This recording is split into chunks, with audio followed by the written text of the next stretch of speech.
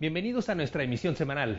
Avanzaron los trabajos en ambas cámaras rumbo a la dictaminación de las leyes secundarias en materia energética. Mientras tanto, la Comisión Permanente continúa con sus actividades parlamentarias. Aquí le presentamos toda la información. Comenzamos.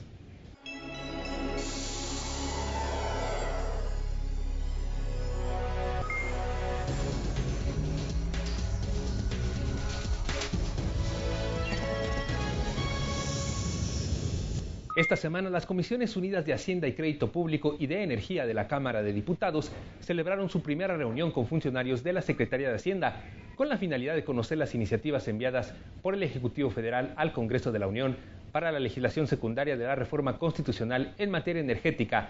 El presidente de la Comisión de Hacienda, diputado José Isabel Trejo Reyes, informó que esta reunión es la continuidad de la sesión permanente en que se declararon ambas comisiones para analizar las leyes que se esperan sean discutidas en un periodo extraordinario.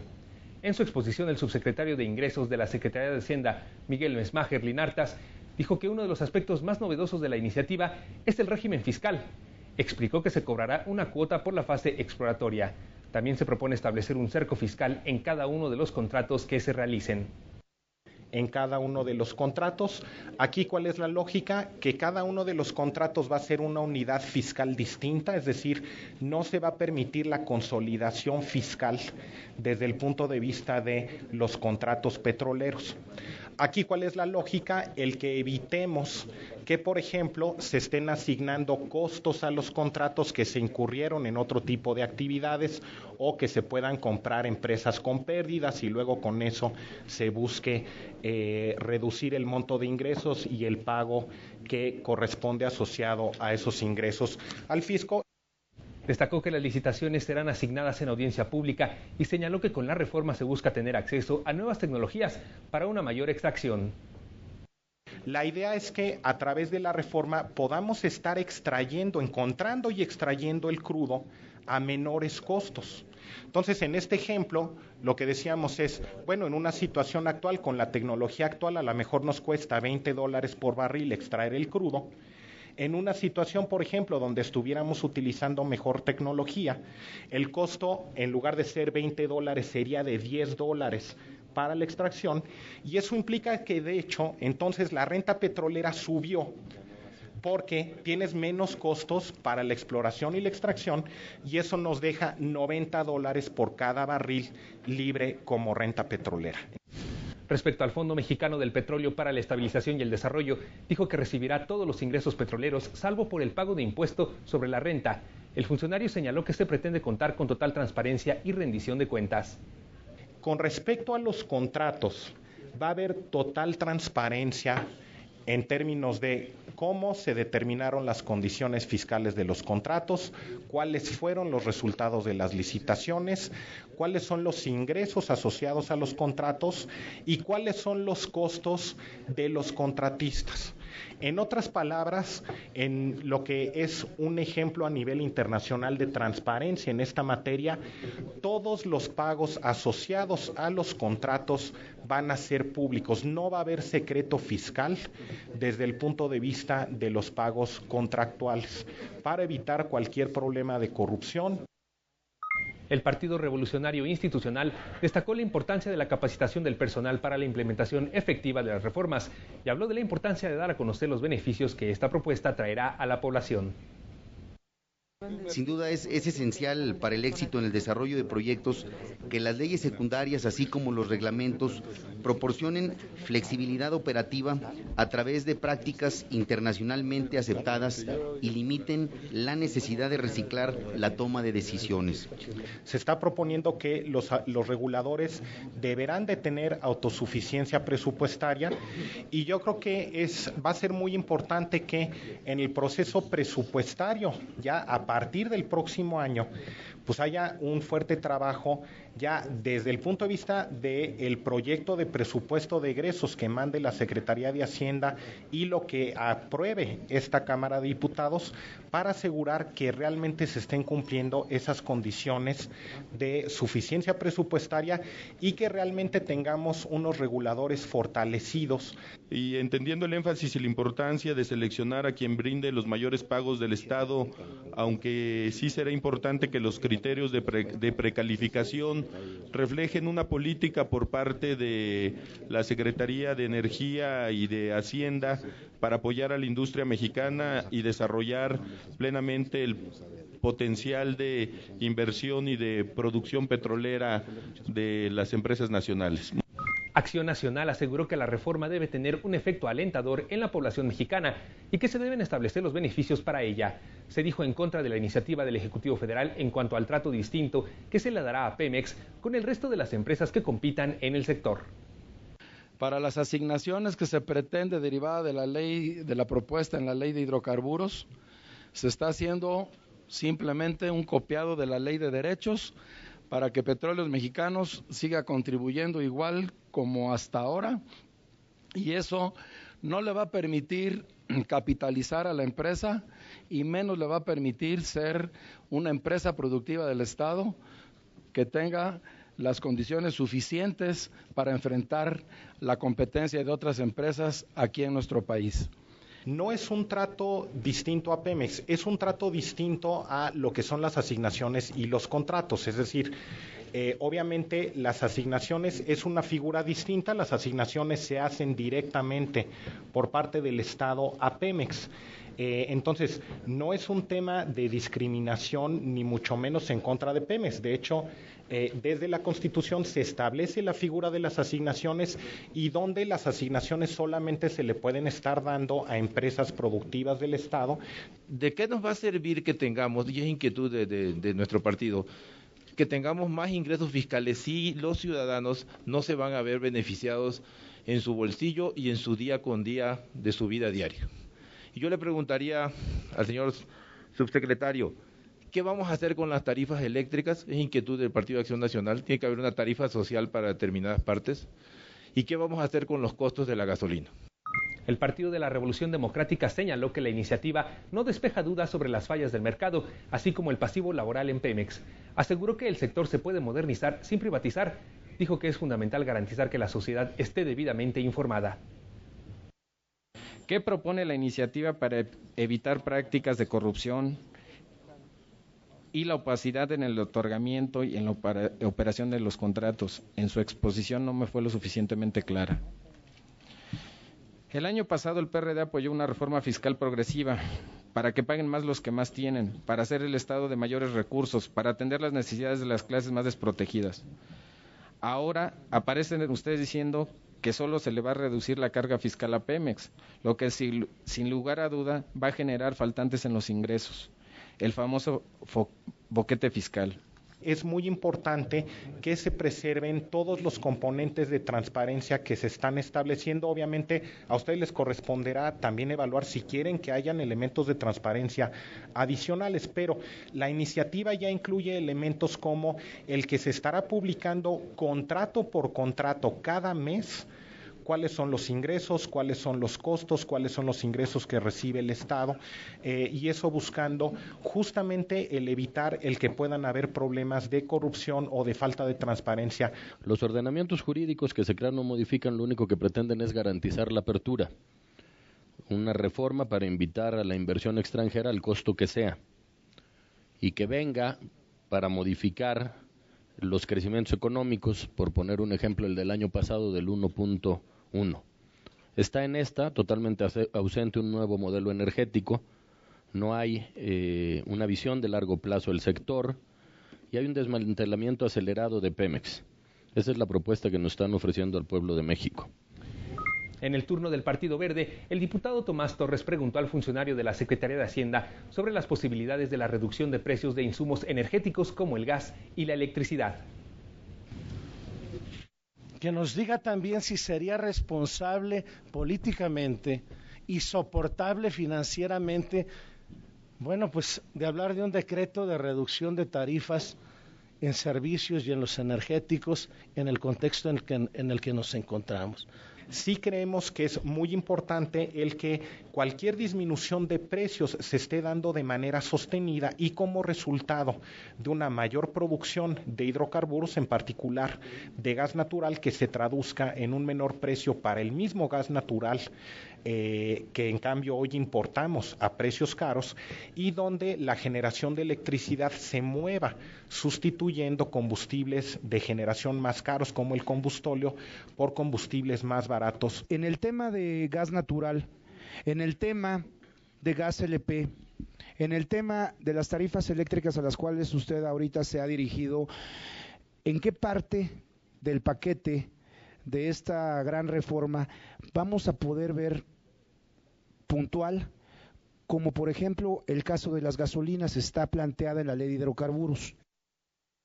El diputado Juan Ignacio Samperio, de Movimiento Ciudadano, expresó su preocupación por las limitantes que la legislación secundaria contempla para inhibir la participación de las micro, pequeñas y medianas empresas del país. ¿De qué manera se va a detonar la economía en nuestro país si no se les permite participar a la pequeña y mediana empresa que generalmente tributan en el régimen fiscal opcional? El nuevo régimen, si recuerda que establecimos como parte de la reforma hacendaria que se aprobó el año pasado, es el régimen de incorporación fiscal. Y es a través de ese régimen que van a poder estar participando. Es un régimen en el que pueden participar las pequeñas y medianas empresas. Cada uno de los 5 trimestres de este gobierno han ajustado el pronóstico de la economía. O sea, ¿por qué tendríamos que creer ahora en sus pronósticos? Y seguramente el año 2014 se va a cerrar por abajo del 2%. Por el Partido del Trabajo, el diputado Ricardo Cantú se pronunció por escuchar opiniones de expertos en la industria petrolera de gobiernos de izquierda, así como de evitar conflictos jurídicos en el sector que se diriman en tribunales internacionales. También es muy importante que en los contratos no se pierda la soberanía jurídica del país, que las corporaciones extranjeras se vean obligadas a cualquier litigio, cualquier controversia, primero que se dé en los tribunales nacionales. Lo que también se determina es que en caso de cualquier posible disputa contractual, esa se va a tener que estar resolviendo de acuerdo a la legislación mexicana. No se va a poder estar aplicando ningún tipo de legislación extranjera en el caso de cualquier conflicto contractual. Es muy importante obtener la información de qué es lo que sucede en Ecuador, en Bolivia, en Brasil, en Venezuela, en los países árabes, respecto del porcentaje de regalías, para poner un piso más acorde con la realidad y cómo está el mercado a nivel internacional.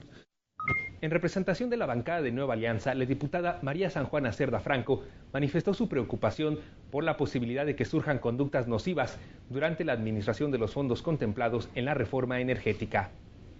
Por eso uno de los puntos importantes que tiene Nueva Alianza es cuidar las inversiones que se vaya a tener ese fondo y evitar los actos de corrupción y el conflicto de intereses que pueden tener los miembros de ese comité. Lo que se está proponiendo es que cuando los recursos excedan y hayan recursos excedentes adicionales por arriba de los límites a los fondos de estabilización, que ese excedente adicional no se vaya a gasto. Esta reforma plantea que bajo el esquema de contratos, los particulares o las empresas productivas del Estado se encontrarán sujetas a las obligaciones fiscales de cualquier empresa, es decir, referido al impuesto sobre la renta. Esta contribución, al ser un impuesto directo, ¿está sujeto a los criterios de vinculación de residencia?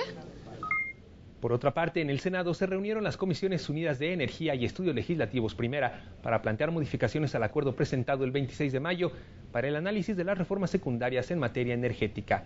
El pasado 2 de junio, el secretario de la Comisión de Energía, senador Salvador Vega Casillas, del PAN, solicitó al presidente de dicha comisión citar a las mesas directivas de las comisiones para revisar dicho acuerdo, mismo que fue modificado y presentado en la reunión de trabajo. Las modificaciones propuestas fueron 3. Primera, el análisis de los 4 dictámenes se realizará del 10 al 23 de junio. Segunda, que el dictamen sea entregado a los legisladores 24 y no 48 horas antes de su análisis y votación. Y 3, que primero se analicen sin votar por separado cada uno de los 4 dictámenes que integrarán el documento final y 48 horas después de haber finalizado el análisis se sometan a la votación.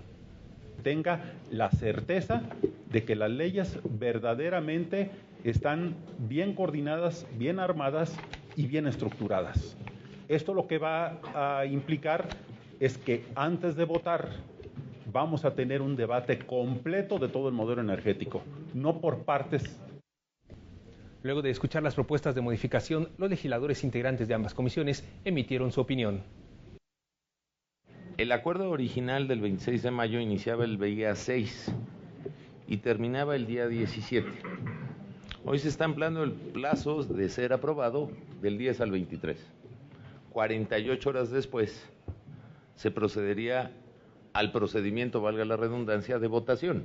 Y yo hoy votaré a favor, otra vez tentativamente, y quiero hacer mucho énfasis en el tema tentativamente, como fue la semana pasada, que a lo mejor no hicimos tanto puntualización al efecto, del 10 de junio al 23. Pero veo muy difícil, honestamente, ojalá me equivoque, que el 10 de junio tengamos las condiciones políticas para poder tocar ese tema. Él ya dijo con mucha claridad, si las condiciones políticas no dan para esa fecha, que se amplíe. Avancen con su tema de la reforma política y ahí nos avisan, pero no inventemos situaciones ni inventemos circunstancias para cambiar. Luego de la discusión de la propuesta del PAN para modificar la ruta de análisis y aprobación de las leyes secundarias en materia energética, se sometió a votación y se aprobó por mayoría. El resultado de la votación es en la Comisión de Energía 2 votos a favor, 1 en contra, y por la Comisión de Estudios Legislativos primera 2 votos a favor, 1 voto en contra, 0 abstenciones. En otro momento de la reunión de trabajo, el senador del PRD, Zoe Robledo, se refirió a las declaraciones del presidente de la Comisión de Energía, David Penchina, quien dijo que es un debate de idiotas sincronizar la discusión de la reforma energética con los partidos del Campeonato Mundial de Fútbol que se realizará este mes en Brasil. Yo no sé si usted, senador, se puede comprometer con nosotros a por lo menos no insultarnos. Si fuera tanta la necesidad y no podemos contendernos, pongámoslo en el acuerdo. Pongamos un catálogo, si quiere, de palabras altisonantes que no se pueden utilizar. A mí, por lo menos, no me gusta que alguien se refiera a mi persona de esa manera. En respuesta, el senador David Penchina pidió disculpas a los legisladores que se sintieron aludidos por sus declaraciones e hizo un llamado a conducir las sesiones con respeto. Como caballero, como compañero, como amigo que pretendo ser de usted, a usted y a sus compañeros, si se sienten ofendidos, les ofrezco una disculpa. Llevemos el debate a la altura. Yo soy de los que opina que una justa deportiva no puede posponer un debate que tiene, como decía bien el senador Gracia, 14 años, o un modelo de 80, pero respeto su posición. Cambiando información, del Pleno de la Permanente, diputados y senadores del PAN, PRI, PRD y PT presentaron ante la Comisión Permanente una iniciativa que expide la Ley General para la Prevención y Atención de la Violencia Escolar y se reforman disposiciones de la Ley General de Educación, la Ley para la Protección de los Derechos de Niñas, Niños y Adolescentes y el Código Penal Federal, a fin de regular la convivencia libre de violencia en el entorno escolar. Diversos casos de bullying en el país que incluso han provocado la muerte de menores han llamado la atención en el Congreso. Legisladores de diversos grupos parlamentarios lograron un consenso para presentar una iniciativa que busca expedir una ley general para la prevención y atención de la violencia escolar. Requerimos de una ley que tome en cuenta el rol de la Federación y el de los estados en materia educativa y sus competencias para que tengamos claro cuáles serán las tareas y responsabilidades. Entre los objetivos de esta ley se encuentran, entre otros, establecer los principios y criterios que orienten el diseño, instrumentación, evaluación y control de las políticas públicas para reconocer, atender, erradicar y prevenir los distintos tipos de violencia en el entorno escolar. Impulsar la coordinación interinstitucional para atender, erradicar y prevenir la violencia en el entorno escolar. Promover la creación y, en su caso, la modificación de los planes y programas de estudios que contribuyan a la prevención de la violencia en el entorno escolar, desde un ámbito integral, multifactorial y multidisciplinario, en coordinación con las autoridades de la Federación, las entidades federativas y los municipios. Legisladores de la Permanente expresaron su preocupación por el incremento de la violencia en el entorno escolar y destacaron la urgencia de que el Poder Legislativo realice acciones para frenar esta tendencia. El tema tiene que ver con una violencia estructural. Niñas, niños, adolescentes sufren violencia, son víctimas de violencia en sus familias, en la comunidad, etcétera, y como victimarios vienen a las escuelas a ser, vienen a las escuelas a ser victimarios, siempre socavando a la niña, al niño que es diferente a los demás. Mandar un mensaje muy claro: urge dictaminar todas y ahora esta iniciativa para que logremos los consensos necesarios en un tema tan delicado en el que tenemos más coincidencias que diferencias. La iniciativa también reforma la Ley General de Educación y la Ley para la Protección de los Derechos de Niños, Niñas y Adolescentes. Se turnó a las Comisiones Unidas de Educación y de Estudios Legislativos de la Cámara de Senadores. En tanto, la diputada Lilia Aguilar Gil propuso reformas para combatir también la violencia en centros escolares mediante modificaciones a la Ley General para la Prevención Social de la Violencia y la Delincuencia. La determinación de que la definición de violencia escolar no exista en esta Ley General de Prevención Social de la Violencia es una omisión legislativa grave. Es decir, el primer problema es el reconocimiento de la omisión de que en la estructura general de atención contra la violencia en nuestro país, la violencia educativa nunca estuvo siquiera considerada. La propuesta será analizada por la Comisión de Justicia de la Cámara de Diputados. La mesa directiva de la Comisión Permanente informó al Pleno que se recibieron 18 oficios con votos aprobatorios de los congresos estatales a la reforma al artículo 4 constitucional en materia de derecho a la identidad, que obliga a las autoridades a entregar de forma gratuita actas de nacimiento a los recién nacidos.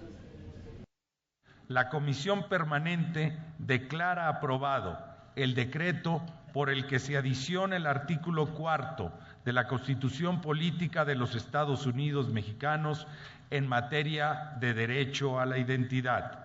Se remite al Diario Oficial de la Federación para su publicación. Legisladores de diversos grupos parlamentarios usaron la tribuna para referirse a esta modificación a la Carta Magna. Un acto tan sencillo y elemental como contar con acta de nacimiento es una puerta de entrada al goce pleno de otros derechos. Por ejemplo, el derecho a la protección social, a la salud, el derecho a la educación, incluso los derechos políticos.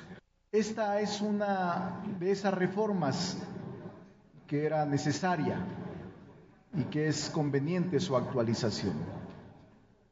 Hay otras que ha aprobado este Congreso que son perniciosas, ominosas, contrarias al interés nacional, como son la reforma energética, la reforma educativa, la laboral.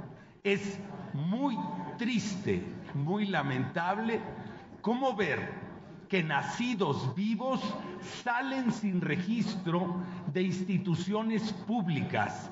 El llamado de atención es a instituciones públicas y privadas. No es posible que después de prestar el servicio correspondiente en instituciones públicas, los niños, los recién nacidos, salgan sin haber sido registrados. Ante el Pleno de la Comisión Permanente se emitió la declaratoria de aprobación de la reforma al artículo 123 de la Constitución Política, la cual eleva de 14 a 15 años la edad laboral en el país. Con esta medida se busca erradicar el trabajo infantil. La Comisión Permanente declara aprobado el decreto por el que se reforma la fracción tercera del apartado A del artículo 123 de la Constitución Política de los Estados Unidos Mexicanos para elevar de 14 a 15 años la edad para trabajar a los menores de edad. Se remite al Diario Oficial de la Federación para su publicación. Estos fueron los posicionamientos de los grupos parlamentarios respecto a la modificación de la Carta Magna. Esta reforma constitucional, compañeras y compañeros, es un importante paso en la generación de acciones que eliminen cualquier práctica tendiente a que nuestros niños sean privados precisamente de su infancia, de su potencial y de su dignidad. Los datos recabados por el INEGI arrojan que en México alrededor de 3 millones de niños y de niñas desarrollan actividades laborales, pero lo más preocupante es que el 39% de estos menores que trabajan ya no asisten a la escuela.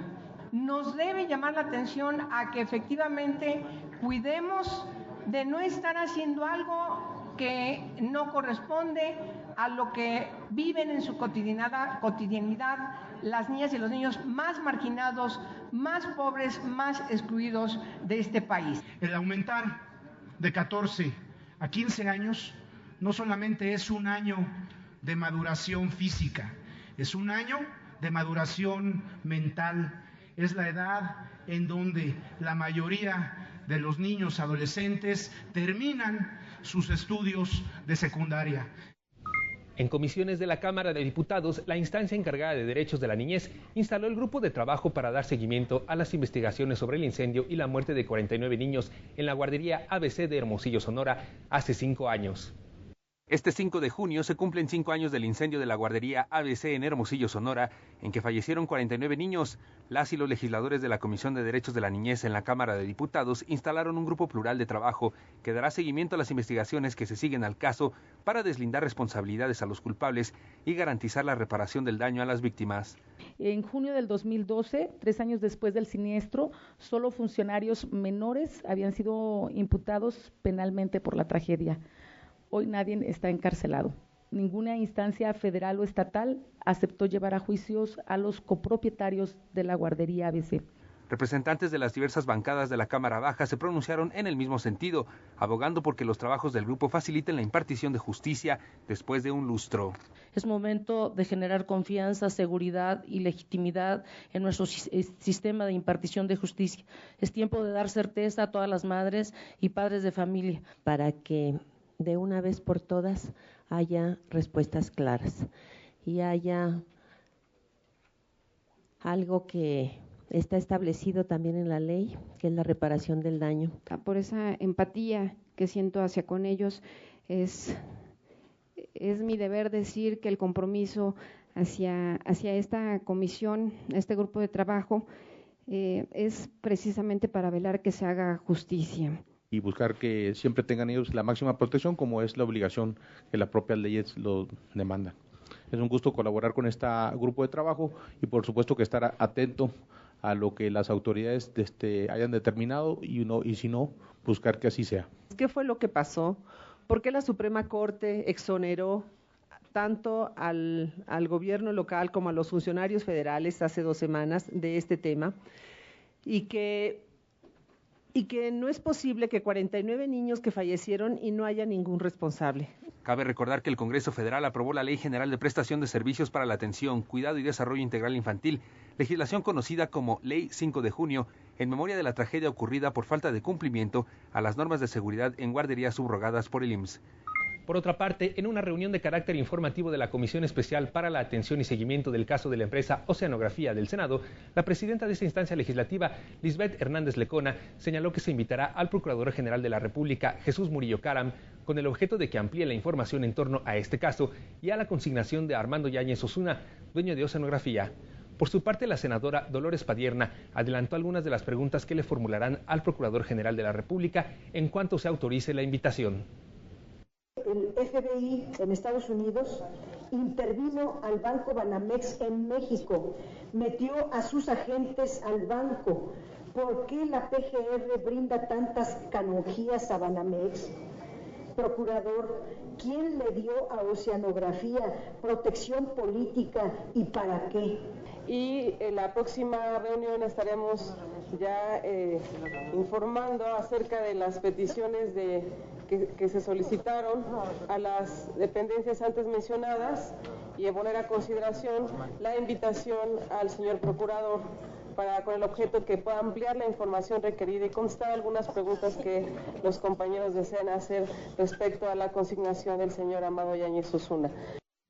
Los integrantes de la Comisión Especial se reunirán el próximo miércoles 11 de junio. Este fin de semana el Congreso mexicano fue sede de la segunda Cumbre Mundial de Legisladores Globe. Del 6 al 8 de junio, el Palacio Legislativo de San Lázaro recibió a legisladores de más de 70 países, quienes analizaron temas ambientales con miras en las próximas reuniones que se realizarán en la ciudad de Lima y finalmente en la COP21 a realizarse en París. Les tenemos todos los detalles de este acontecimiento.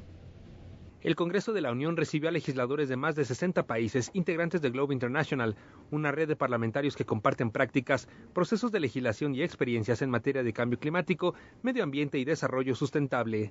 Esta es nuestra oportunidad de cambiar el mundo. Cada uno de nosotros, tanto países grandes como pequeños, ya sea ricos o pobres, tomaremos nuestra propia responsabilidad. Se trabaja en lo local con resultados a la comunidad internacional. Por ejemplo, con un mecanismo que permite dar continuidad a la política sobre el particular, como la Estrategia Nacional de Cambio Climático. Ban Ki-moon, secretario general de las Naciones Unidas, mandó un mensaje a través del asesor principal para asociaciones de la ONU. Los legisladores nacionales tienen el poder y la responsabilidad de igual forma de actuar hoy, independientemente de cualquier convenio internacional. Asimismo, también hubo posicionamientos de poderes locales, como fue el caso del jefe del gobierno del Distrito Federal y el secretario de Gobernación, quien habló en nombre del presidente Enrique Peña Nieto. En un mundo ávido de acuerdos, donde los esfuerzos multilaterales no dan los resultados que demandan nuestras sociedades, debemos sumar fuerzas para lograr que las transformaciones se den en un marco de desarrollo sustentable. Podamos tener acuerdos exitosos para que pueda partirse de aquí con este reto, que es un reto muy importante, es un reto que a todos nos concierne.